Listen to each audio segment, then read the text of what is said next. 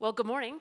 Welcome to day 2 of Drake's Risk and Opportunity Forum. I'm Susan Osweiler, Chief Risk Officer at Sammons Financial Group, and I'm going to be moderating the panel this morning of insurance company chief risk officers. So I'm going to let our panelists introduce themselves first and describe the companies that they're with, your business lines, because they're all in different spaces in the insurance industry. So I think it'll be helpful to understand their businesses as we talk about risk later this morning. So Scott, we'll start with you. All right, thank you. My name is Scott Hauk. I'm the Chief Financial Officer at Wellaby. Wellaby is a mutual company that was formerly known as American Enterprise Group. If you're not familiar with the Wellaby name, that was something we rebranded to just this summer. Wellaby primarily serves the senior market. Our core products are Medicare Supplement and Pre-Need, so we're in both the life and health spaces, multi-line company. We do have some spread product risk as well. And we've been around actually in Des Moines for almost 100 years. 1929 was when the company was founded. Good morning. Great to be here. My name is Sean Smith. I am the Risk Management Director at Merchants Bonding Company. For those that aren't familiar with Merchants Bonding Company, we're located in West Des Moines. The company's been around for about 90 years. It was started by the Warner family, and we still have Warner family members that are on the executive team and on the board as well. A mutual company. We are a monoline company as well. So we provide surety bonds. I'm not sure how many of you are familiar with surety bonds. It's a unique space. We're under the property and casualty umbrella, but we act differently than, I'd say, a property and casualty company. But in the essence of a surety bond, just so everybody's just kind of somewhat familiar with what a surety bond is we provide a guarantee that somebody's going to fulfill an obligation. So for example, Drake here, if they wanted to build a new building, they're going to hire a contractor. We would bond that contractor to make sure that that contractor is financially stable, can perform the work, they have a history of performing the work. So we're just giving a guarantee back to Drake that that contractor is going to do the work that they're doing. Morning, Jeff Lorenzen with American Equity. We're out in West Des Moines, about 4 blocks from Sean's office. I've been in this chief risk officer role for the last 3 years at American Equity. Prior to that, I was 12 years as a chief investment officer. So our company's focuses specifically on fixed indexed annuities. We do some single premium annuities, but mostly fixed indexed annuities, and we're a monoline company. We've been around since the mid-1990s. Okay, thanks. I have a few prepared questions, but then we're going to be taking questions from the audience. So please be thinking of questions that you have for the panelists. So I'm going to start with this. There's a lot going on the world stage right now, and we have a lot going on in our own country with a challenging economic environment, with political tensions, things going on with AI. So I was just wondering, from your distinct lenses, what are some of the emerging risks that you are dealing with? And Scott, let's start with you for this one. Okay. I think when I think about emerging risks, I think about really a common thread that runs through them all right now. And I would say that common thread is the volume and velocity of change that is affecting our industry, our country, our planet. It has profound implications for both risk and opportunity. I think early on in my career, I can think of we were moving our division from one building to a new building, and we were taking folders from file cabinets. I stumbled across a handwritten mortality study that was done on graph paper, and I ended up talking to the VP of our division because it was his handiwork. So I was effectively one generation removed from handwritten mortality studies. Think about where we are today and the velocity of change that I don't know that people would even recognize a handwritten mortality study who are new to the actuarial profession. Around the same time, I remember getting an email, and the subject of that email was Amish virus. And I opened the email, and the email did not have a link. It did not have a QR code. It did not have an attachment. It had simple text. You have been targeted by the Amish. Please delete all the files that you have. It was obviously a joke email I forwarded from a friend, but I think about today and the difference today where we are under constant attack from bad actors who are really looking for vulnerabilities all over the place. And the messages I get today that are phishing emails are so well tailored that there are times when I have to go to people internally in the company and say, is this legit? Did this come from you? Because they're germane to my immediate workflow. They're looking like, emails that I would get from DocuSign or vendors that we work with that are very, very, very believable. So think about the sophistication that we're seeing in terms of the threats that are coming to us. And so emerging risks, I think, obviously, I would say cyber, AI, there is regulatory risk that is a function of, political instability and reactions to some of the volume and velocity of change that they're seeing, whether that's in the investment space, use of reinsurance, use of AI and data. All of that is driving emerging risks. I think the one emerging risk that I would highlight is one that I saw. It was listed as the top risk in a global survey that's conducted by North Carolina State. They survey roughly 1,300 executives and board members, and they asked them to rank. It's 38 risks, rank them, and then they say, okay, so in the next year, this is the top risk or the top 10 risks, and think about 10 years from now, what's the top risk? The top risk in both 2023 and 2032 was succession. So talent is another risk that I think is an emerging risk that is also fundamentally about velocity and volume of change. If you think about what the pandemic did to how we work, how we recruit, how we incent talent to join our organizations, and the skill sets, the dynamism of the skill sets and the velocity with which those are changing, it is having a profound effect on our ability to compete for and retain the talent that we need to succeed in the organization.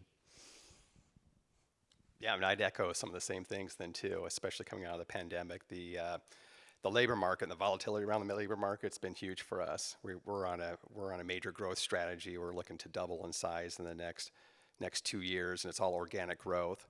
And we've been very successful with that so far. But really, the challenge for us has been staffing for that as well. And then the competition out there is extreme, and we're finding even on the IT space that we're having companies from New York or California that are willing to pay same wages, but then just have them work remotely.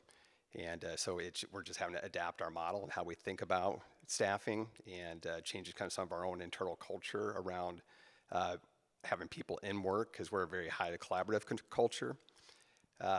So those are some major changes there. So we spend a lot of time just focusing on how do we address those pieces. So our HR team's been working very diligently on just making sure, one, we maintain our culture, because we don't have a problem getting people in, but we do have sometimes a problem with someone leaving. So it's what we're finding is if we're going through and we're contacting individuals, they're actually pretty willing to leave, is what we're finding. And so it's amazing how the culture is shifting for everybody. AI is another one of those pieces then too. Phishing is huge for us as well. We're getting hit hard, and then when you do generative phishing, that makes a huge difference. It's almost next to impossible to determine the types of emails that you're getting, and we're seeing that constantly. And the other side for us then too, as a surety company, then was just the labor supply coming out of, not the labor supply, but supply chain issues, and the impact that was having on some of our contractors as well, and the stability of those contractors then too, and inflation and the price increases tied to just doing contract work. So we saw some larger claims come through as a result of that, so it's just a matter of tightening up our underwriting. I think the only thing I might add to that, because we would echo some of those same comments, is more around the challenges with a market where maybe we have rates higher for longer. We've been in a prolonged low interest rate cycle. We have a very interest rate sensitive balance sheet, as most annuity writers do, and the challenge of we haven't even seen what potential credit impacts from a credit cycle with higher interest rates and the implications on lapse risk as that stays here for a longer period of time. What does that do to the dynamics of the balance sheet and effectively managing that asset liability management? I think that's one that as we continue to stay at these higher rates, to understand and to be able to stress test and forecast and project what those implications may be is important for us. Thanks. Next question. As risk professionals, we often talk about the importance of just having a seat at the table. And so what do you do in your organizations to elevate risk, to make sure that it's getting the appropriate attention, the appropriate resourcing, and that you really are part of those strategic conversations going on? And Jeff, I'll start with you for this one. You know, for our organization, we're unique. First of all, we're publicly traded, and every one of the named executive officers has sat in the CRO role over their career. So whether it's the CEO, the CFO, the CIO, and myself, all have had the CRO role. And we've also put the CRO as a named executive in the public company. So we have the elevation of the importance of risk in our organization. We have changed our audit committee to audit and risk. So we have a seat at the table with the board of directors, with the audit and risk committee. We have, profiles that we go through to evaluate risk. So they're very interested. We do deep dives every quarter on some subject for the audit and risk committee to make them more aware, whether it's cybersecurity or it's around how we're running our stress testing on our liabilities, just to make them more aware of the importance of the risks that we're evaluating within the organization. When it comes to strategic decisions, when we're having new strategic discussions, I sit at the table for all of those, or someone on my team, once a decision has been made, you then convert it to execution risk and outcome risk, and we have people on my team who sit on those and monitor those on a progressive basis, so we're always in the know of where things are developing, where potential challenges are. And then once things get put into play, we're in the understanding of where the risks lie. So we're not catching up at the bottom of the ninth. We're in it from day one and carry it through. Yeah, and I'd add on to that then too is, for example, at Merchants, our ERM program's fairly new. I mean, it just started in 2016. So the key for us is getting the board trained and aware of what ERM, what their role and responsibility was around that, making sure that they're engaged in it, and making sure we had a seat at the table from an executive committee perspective then too. So, and then we organized the committee, obviously. Then we have an enterprise risk committee that's made up of all the executive members. So really any business change that comes through, we're having a discussion around what those potential risks are from a strategy standpoint. If we're making changes to our strategy, what risks do we have and how we're going to manage those particular risks. And I'm an operational risk junkie, if you will. The other side, when you're looking at the risk side of the world, you just got to be embedded in the business. You have to understand, and your team has to be embedded in the business and understand how the business operates, what's important to them. Make sure you have really good risk appetites established, so you're leveraging those risk appetites to help inform your decision making around those different risks. And the other side of it is just make sure your frameworks are embedded with risk. So vendor management, third-party risk management, you do risk assessments on your third parties, you tailor your controls around those particular pieces there. Same with financial risk. Financial risk has been around for quite a while then too, but I'm just a big advocate of making sure it's just embedded into the different frameworks you have. At Wellaby, I think one of the things we've done really well is as we've matured our ERM function and our reporting, we developed a report that's fairly substantial, and it's shared in its entirety with the board, but it's got some high-level executive summaries that allow board members and others to get into the report fairly seamlessly and drill in as deeply as they'd like to.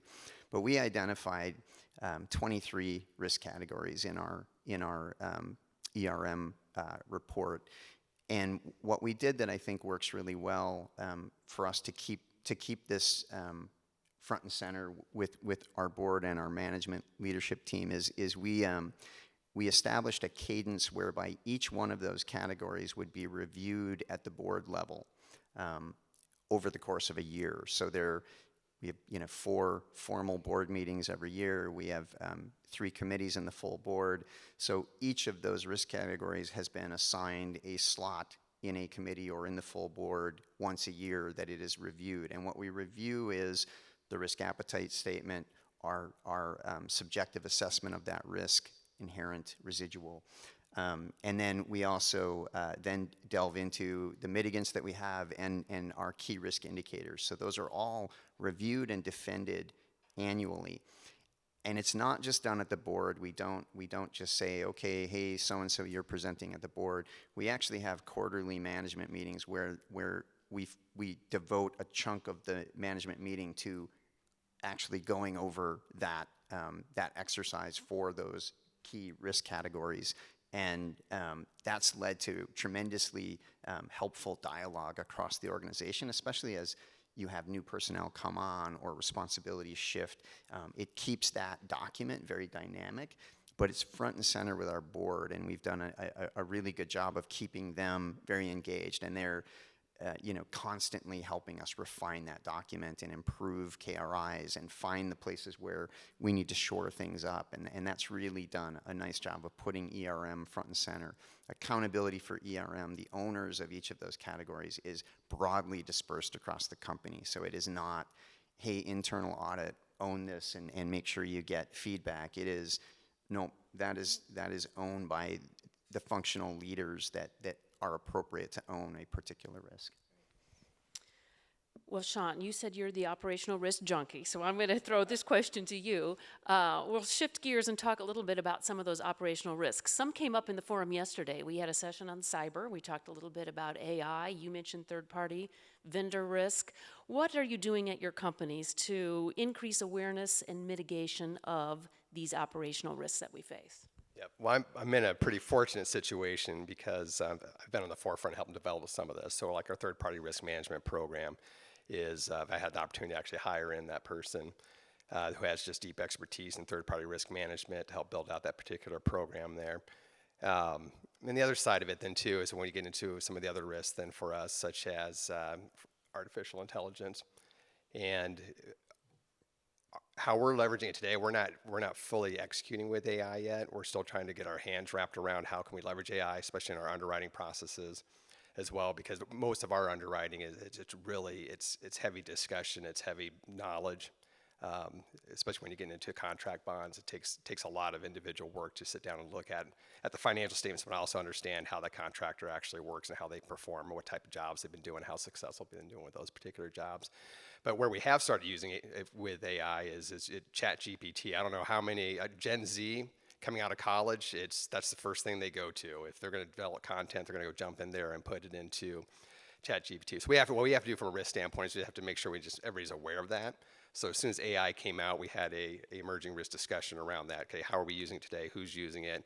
Where would we have to wrap our hands around that particular piece and roll that out? So from an operational risk standpoint, it's really just understanding where do we have those risks, what risk can impact our particular business strategy, and that we're putting some particular controls in there. So we're constantly having some of those communications with it. I'd say on the AI side of the house, especially on ChatGPT, what we're finding with that is for us, it's just making sure that we're protecting our intellectual property. It's no different than any data leakage that you have. You just want to drop code, for example. As you're a coder, you can drop code out into ChatGPT and have it analyze your code. Well, now your code's out there. And so those are things we just had to continue to educate and make sure that everybody's aware of those. But I've got a great group of executives that I work with, and when we talk through those pieces, they're bringing up those discussions. And so it's just really always meeting with your executive team and making sure that they're understanding how they're seeing the risk. And I also look at it from a key performance indicator. Most of those operational areas have strong key performance indicators.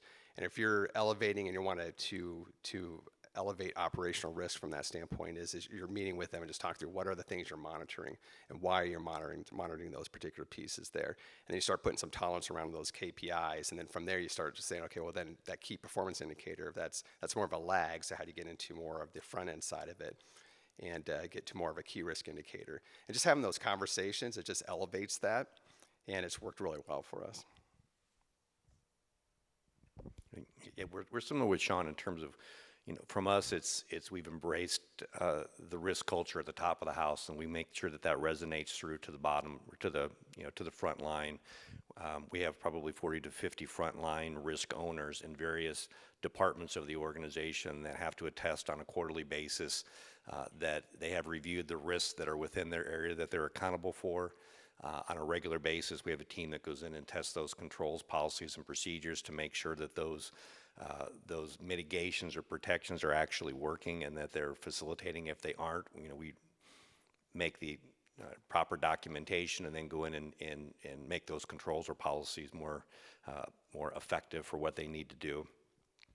But it's the engagement with my team, sitting down with each of them on a regular basis, and we'll send out the attestation as an automated. They can go in and click, yes, we've reviewed these. They send it back. There's a signature signed, so they're held accountable. But on a regular basis, we're always going in and challenging them. Is there anything new? There's so much change and transformation going on in the industry, but also in our company. We have a lot of digital transformation that we're embracing as we go more toward online portals for agents. So it takes a lot of the paper trail out. There's flow through processing, and with that comes more controls and more risks. And there's data transfer, there's data being transferred. So it's making sure that we have all of those proper controls put in place, and it's making sure that the people on the front line understand the importance of that protection, and then making sure that if there is something that they're concerned of, that it goes through, we have an issue and escalation process where it gets logged into a JIRA account, and we can track those. We have a committee that oversees the balance sheet. We have a committee that oversees operational risk, and it's heads of each of the departments in the operational risk, and all of these issues come, and then we start to put together whether it is a high risk, medium risk, low risk. High risk, they get mitigated immediately. Moderate risk, it gets put on the to-do list. Low risk, it's filtered down and it gets addressed as needed. So that helps really bring the attention to the middle management, because now they're involved and they see the issues in their department that maybe didn't go directly to them but got logged in. So it's kind of this living process that we have top of the house culture, we have frontline issue escalation, and then we have middle management oversight. And from us, that is an effective way for us to manage that operational risk. I was going to deep dive a little bit into what Sean talked about with regard to third-party risk management, because I think when I mentioned emerging risks in the first question, I talked about volume and velocity of change. When I started in the industry, I think it was very common for insurance companies to have homegrown admin systems to warehouse their own servers and so on.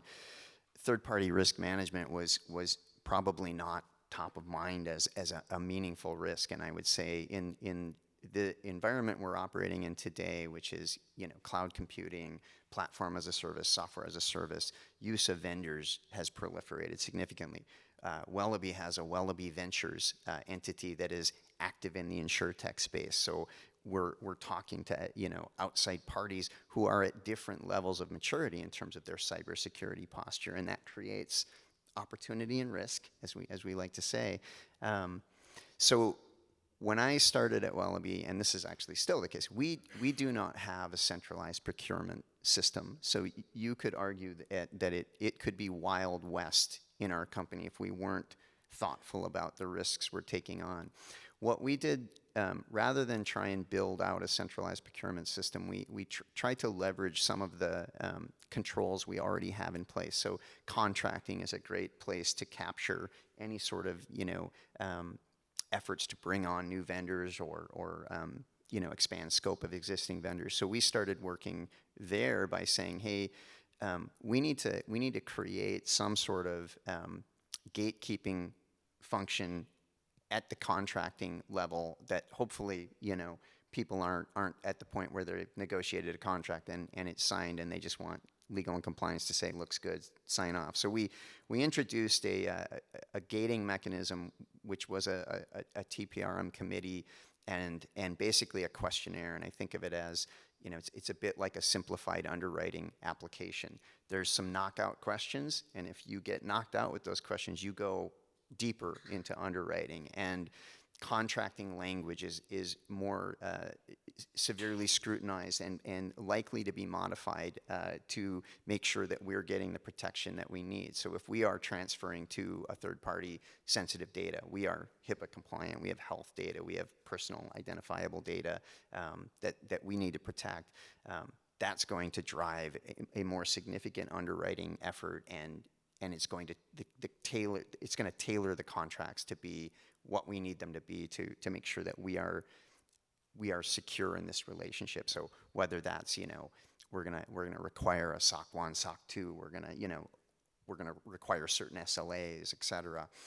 All of that gets worked out in that system. And so we did a roadshow across the company with our TPRM committee, and just as we launched it, said, hey, everyone needs to understand this is gonna happen now. Hasn't always been smooth. Some people still wanna push a contract through. But one of the things we've said is, look, if we're gonna accept risk, if we're gonna push through something that we think there's potential risk here, it's got to be signed off by an ELT member, and it goes to the management ERM committee, and it's disclosed. So there's this transparency. And I think that, for lack of a centralized procurement system, and even if we had one, this is a mechanism we would want to have in place. And I do think, from our perspective, we have a process that's similar to that, where we have a pre-screening, we've got a questionnaire that you send out. But what we've also done is done internal training. So anyone who can contract or can enter a relationship with a vendor has to go through our third-party risk management training. It's like a 20-minute online. It's like you do for cybersecurity. It trains them on what they need to look for, and then we also have an annual ongoing assessment of each of our vendors.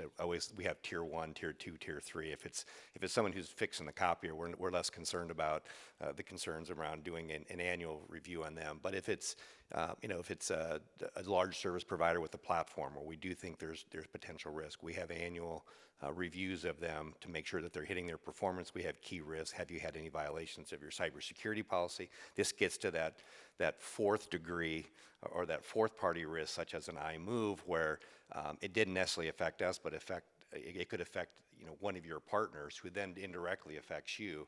So we make sure that we're asking those questions too. Did you have any violations in your cybersecurity? Do you have any issues around risk that we need to be aware of that potentially indirectly could affect us as well? And that's all part of a process we built into our risk governance around third party too. Yeah, and I think that's key, is the training that you're doing then too. So as you're rolling out a new program, is spend the time with whoever your vendor owners and just educating them on what we look for. And one of the things that we found then too is just having just really strong measures in place, and using those measures. What we found is we were having a high churn rate with our vendors, and that's because we didn't have a vendor management program in place. But now we've got a vendor management program in place, and we start seeing what that churn rate is. And a lot of that's just stemmed back to it's as a company culture, it's just get it done. And you have complete flexibility to get it done. And so we had to shift that culture a little bit. And some of that, we could actually go back to some of those measures and metrics to help everybody understand that we're seeing this churn rate, and this churn rate is costing us some money. And so now if we spend the time on the front end side and just educate, here's what we're looking for, here's the types of risks that we're looking for, here's the type of vendors that we have. And that's made a huge difference then too. I think another thing that you can do to get buy-in and help to change the culture is to pay attention to current events. So you don't have to go too far back to see, I think it was mentioned yesterday, the MOVEit breach that has affected some large carriers, Genworth, John Hancock, and class action lawsuits that are happening in that space. To be able to put that, to have that visibility for your leadership team, for your board, and to be able to discuss those at ERM. I mean, that is a surefire way to get acceptance, buy-in for the need for these programs, and it's not always foot on the accelerator. Great. I'm going to ask you one more question, and then we're going to turn it over to the audience. This is more of a process question. So as you're maturing your risk function, thinking about risk tolerances, risk thresholds, what goes into setting those? I'm happy to start. We look at our risk thresholds based on whether it's operational or financial. So we have two different sets of matrices as we run them through frequency versus impact. When we start to assess our operational risk, we have a much lower threshold. We want to make sure that we're never going to take it to zero, but those are what I call passive risks. Those are risks that are inherent to the business, whether you want to take them or not. You have to incur those risks, and you want to try and keep those to a minimum at a cost that's effective. So those, we have a lower threshold, and for us, as I look over the last 3 years in my role, we haven't had what I would consider anything material on an operational risk standpoint. I feel like we've made the investments necessary to adequately address the key issues. We track everything from inherent risk. We then put the controls, processes, and procedures in place to come to your residual. It's pretty standard procedures, and our residual risk on operations, the ones where I would think where they elevate for us typically, and I think it's pretty common, is around data privacy, data security. Those are ones, while we do have very good protocols, there's always things that you can do better, and it's where do you invest the money to take it to zero versus making sure that you have a little bit of buffer there. So those are the things that I think on the operational side. When it comes to the financial side, it's all driven by capital at risk. And how quickly can we, if we have an event, how quickly can we recover that capital through distributable earnings? So we have a risk appetite statement which say we want to be able to recover all of our lost capital or reduction in capital with 2 years of distributable earnings. We want to make sure we maintain our A ratings. So we set certain thresholds. And then my team, one of the things that we spend a lot of time on is stress testing. We stress test our assets every quarter. We run them through multiple scenarios. We predominantly focus on a mild recession and a severe recession, so that 4% probability that it would happen, but we want to make sure we're testing that downside risk. And in those scenarios, do we have enough capital left that we're still redundant when it comes to an effective RBC ratio, AM Best, and S&P?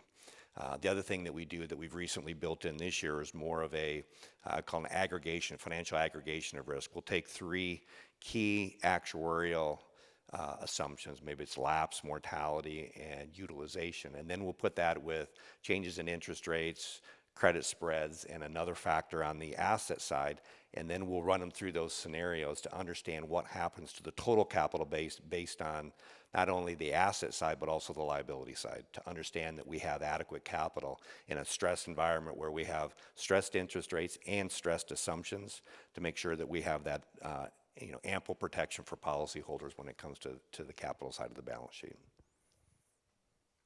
Yeah, and I'd say for merchants, capital is king. And so most of our risk appetite kind of centers around our capital structure. So we look at capital preservation, so it's our surplus growth. We don't want to have any negative surplus growth. What's unique about that, what I like about that from our standpoint is even on the operational risk standpoint, when we look at that, is we start talking through is how could this eat into capital? So if it's a cyber event, what would happen there? And then how much insurance should we have around those particular components? So starting with that overall, what's your top line, what you're looking at? We also look at earning stability, so what's our return on our surplus?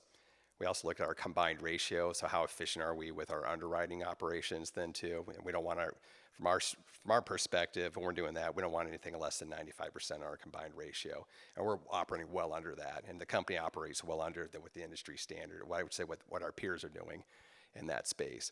And that just goes back to our underwriting philosophy, and that drives our underwriting philosophy. Market share is another one that we look at. So from a reputation standpoint, we don't want to have any zero negative growth in our market share. Our market share has been increasing we were just at 10 2 years ago. We're up at 7%. We have 7% of the market share, total market share. Or I should say, I take that back. We are 7th ranked in market share across the surety lines of business. And the other one then for operational risk, franchise value is what we call that one. And that is we just have a low risk tolerance for any type of operational risk that could eat into our capital. And for each one of those then we have different KRIs that support those. We have a handful of KRIs that support all of our financial risk. We have a handful of KRIs that support operational risk. And we have a handful of KRIs that support our market share and our reputation risk. I mentioned we have a fairly substantial ERM packet that we've developed, and it's refreshed quarterly. That packet starts with a subjective analysis or assessment of risk, and that for each of those 23 categories, we have a risk appetite statement. That risk appetite statement is germane to that particular risk category, but it is linked back to our overall aggregate risk appetite statement, risk tolerance statement, and it is tied to capital. Wellaby happens to be a very well capitalized company, and we've been in the process of trying to deploy capital. So a lot of the measures you guys would balk at. We're sort of like, bring it on. Yes, we wanna see our surplus decline. We're deploying it to grow, and so, a little unusual in that regard. So our risk appetite statement is somewhat tailored to where we are as a company in the industry. But we have that sort of macro risk appetite statement. Then for each of the 23 categories, we have a more drilled down, tailored risk appetite statement. We assess it. We look at likelihood of the risk coming to fruition. We look at the severity potential of the risk, and then we look at the velocity. So how quickly would it manifest itself? How quickly would we recognize it, see it in our capital measures, for example? And those drive an inherent risk measure. And then, of course, we look at how are we as a company mitigating, addressing that risk? What are the controls we have in place? And then we end up with a measure of risk response effectiveness. And so that's the whole subjective framework. And this framework is really driven by COSO 2017 framework, which is an ERM framework that is fairly prevalent. So we have that, and then we get into the metrics, the KRIs that we measure across all of those categories. I think for us, the most important thing is that we recognize it's a dynamic document. I think our risk appetite statement, macro statement, was written in a way that it can prevail for a very long time, but there may come a time when we have to think about modifying it. And we are always looking, as I said, we're always assessing the relevance and timeliness of our risk categories, KRIs, et cetera.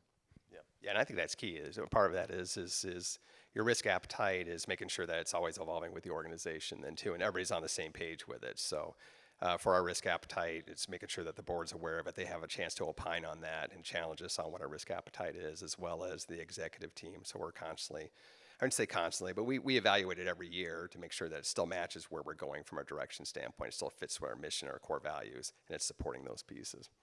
But yeah, it should be dynamic.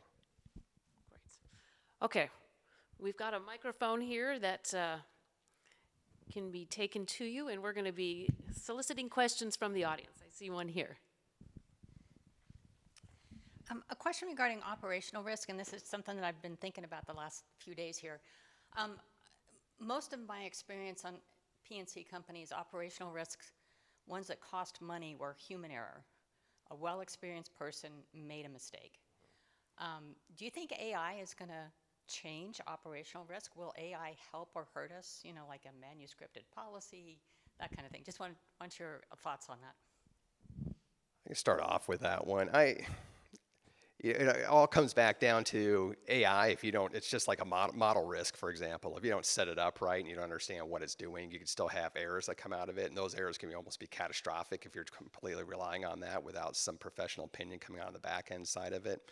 But I do see where once you get it going and you understand it, that it could reduce some of the fat fingering type of errors and stuff along those lines then too.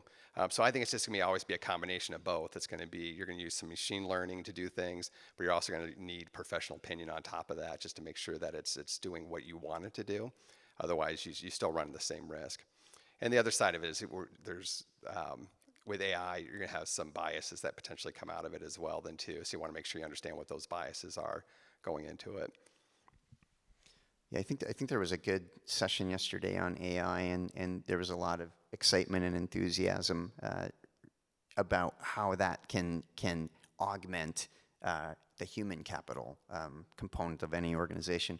Where we have deployed AI, I would say it has largely been deployed to aid in mitigating the risk of human error. So a good example, accounts payable or ledger entries. We would say we've deployed AI to flag things that don't look right, and it's done in an automated fashion. It can go, pour through tons of data and pull out things that get escalated. A human has to come in and recognize that those are valid concerns, and a human has to establish the algorithm and the rules that will allow us to flag the right things and address those things. You could potentially even, get AI to correct them for you automatically if you felt comfortable enough. When I left the AI session yesterday, I was mulling over the following question. So AI, we've seen it do a ton of stuff in our lifetimes. I think about, you know, how it helps us do math so much faster. It helps us, you know, navigate a city. You know, there's ways we deploy it in our personal lives. And the thing that I am wondering is, so I don't think many students can do math, fundamental math, very well anymore. And I know from personal experience, spatial awareness, navigating a city, being able to find my way around, I'm totally dependent on Google to get me where I'm going. So I look at AI, I see a lot of benefits, a lot of positives, but I also see the potential for us to actually create a situation where human capabilities become so diminished that we're more likely to have human error. I just don't know where for sure it emerges, but that's something I've been noodling on since yesterday's panel. Yeah, real quick, I'll add to that then too. I think that's one thing I've been reading about with AI as well. Then it's just the creativity. As more AI gets deployed, and then we're using AI as generative language, because it's always looking at the past and history. It's not thinking about how do I be innovative with the data? How do I use the data? How do I use this to improve processes? So I think that's a component that we'll have to deal with then too, is making sure that creativity and that innovation, if you rely too heavily on that and you don't have the right people that are still looking at it, you'll run into some of that risk. Yeah, I sound like the old guy chasing the kids off his lawn, and I don't mean to, but like when I say kids can't do math, and I used to be an English teacher, so I look at ChatGPT and I'm like, oh my gosh, is that going to make it so that they can't write anymore? They can't structure an argument effectively anymore. And I don't think that's likely to be the case, but it's certainly, it's a little scary in that regard. And when we think about things, how that generative AI is being utilized, you know, it goes back to, I think about the phishing that we're seeing and how tailored that is. And if you think back to phishing training that you've been exposed to, I'm guessing that it mostly pointed out all the spelling errors and all the little things that are flags, right? Guess what? Not anymore. You know, so there's a lot of risk that comes with that stuff, but there's a lot of excitement too, and I don't mean to, I don't want to, you know, diminish the excitement. Great question. What other questions do we have? For those of you that have fully or partial decentralized risk management in your organizations, how do your frameworks factor in risk diversification benefits across the organization?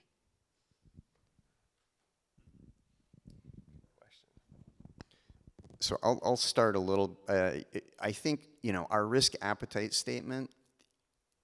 I guess I'm the only multi-line up here, but we account for being in compliance with that risk appetite statement by virtue of some of the diversification that we have. So the pandemic was a giant asteroid that hit planet insurance, right?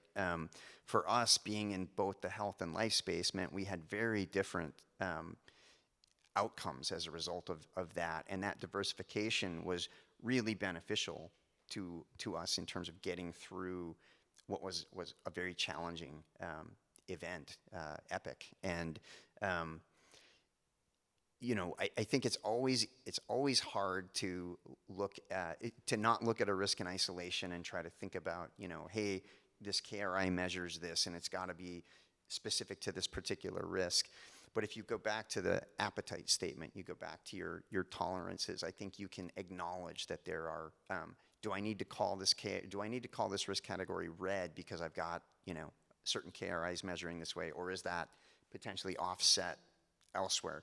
I think we try to accomplish that, but it is a bit qualitative, subjective in that regard. Yeah, and I'd add to that, if when you do your risk assessments, you design your risk assessments and your methodology that you use. So when you determine, okay, what's considered likely and what's considered the impact of it, is you're using the same methodology across the board. So whether or not you're doing the risk assessment in one area over here or do another risk assessment in another area over here, it's the same qualitative measures that you're actually using and the same quantitative measures that you're using to do that. And if you're training everybody really well on that particular piece there, and as an ERM function, you're taking the results of those and you're looking at it and you're helping to look through and say, we have these anomalies out here, and is this really the case, and working back with the business areas to help I don't want to call it normalize it, but get it back to a place where somebody might be calling something a very high risk, but when you really look at it, it's not necessarily a high risk just because of the frequency and the severity of the impact that you're seeing and your historical view, and then also what you think in the next 12 months. You're just recalibrating that and working with the business. I think, we have a similar approach where we use more of a heat map approach where it's it's color coded, and you can see what areas have the highest level of correlation in terms of high levels of risk. I think the biggest challenge as I think about that aspect of it is looking forward. If we get into a crisis, how many of these things merge into and the risk grows from an isolated to a bundled risk? And I think those are much more difficult, and it comes down to a subjective qualitative assessment of looking at your risk registry, assessing, okay, and then starting to put together different scenarios. If we had a cyber attack, what gets affected? Well, it's not just this data, but it's this data, it's these control access points, and it's really understanding how that trickle down effect happens. And I think that's the big challenge with risk management is the unknowns, is managing those unknowns and then how they correlate with each other. And we've all become, very model dependent. There's a lot of model work being done. So Jeff talked about stress testing things. And I think one of the things, to your question, when you stress test, it's very easy to take an assumption and just, well, let's do 110% of that, and calculate that out and see what it is and then report it. I think the challenge is to always look at your scenarios and say, okay, holistically, if I look at this, what are potential implications elsewhere in other lines or other aspects of the company that I need to take into account. Yeah, and I'd say with on the ERM functions, it's just as a risk analyst, they just have to be very good at analyzing the data. So you're looking at all your different KRIs, you're looking at your risk assessments, and you kind of understand the interdependency between this, but it's really what's the data telling us? And then just having that deep expertise on doing that correlation, what's the data telling us? So we can produce all these different KRIs and reports, but if we're not really taking the time to sit down and look at how we're correlating that information together, given our environment that we're in, what market conditions we're in, what's that telling us, what's that driving us towards, and then using that to actually pull into some of your reporting that goes up to the board. Yeah, this may be an area where AI really becomes more powerful from the risk side, is being able to do some of these scenarios and forecast out based on historical patterns of data what may happen and what areas of risk would start driving closer together to create more of a larger risk for you. We probably have time for one more question. Anybody else have a question? What's the biggest challenge you guys have managing risk and making sure everyone's heard, but also maintaining the ability to move quickly when an opportunity comes up? You may have articulated it. The biggest challenge is that we live in a pretty dynamic industry and world, and there's a lot of pressure to innovate quickly, move quickly, respond to things quickly. I've attended a number of talks and conferences where hey, how far are you in terms of integrating ChatGPT or generative AI into your company? And I feel like are we way behind because we're really working on a policy, and it feels like the pace, again, velocity and volume of change is so fast that it creates emerging risks, and you have to have the confidence of your leadership team, your CEO and your board in particular, to be able to say, we got to pump the brakes a little bit, because that's not what wins in the industry much of the time. But it can also, not doing it can create some big losses too. Yeah, that balance between creating value and protecting the value is huge. And a lot of it, I think, goes back to just what are your tolerances and just having good tolerance around those pieces. Because every once in a while, you're going to go outside your tolerance because it's going to be more cost effective, it's going to be more beneficial. And it's just make sure everybody's aware of it. So when I think of risk management, at least for our company, is I don't want anything to be a surprise. And so as we're going through this, we're making these decisions we're willing to go a little bit faster on this one. But there's other times where we're going to just say, we're going to pump the brakes. Like our growth strategy, we're going to pump the brakes if it's causing us to have higher losses as a result. For example, we're growing so fast that we can't train our underwriters as effectively as we have in the past. Then we're going to pump the brakes a little bit. So we don't want to take on that additional risk. All right, well, please join me in thanking the panel, and you were a wonderful audience. Thank you.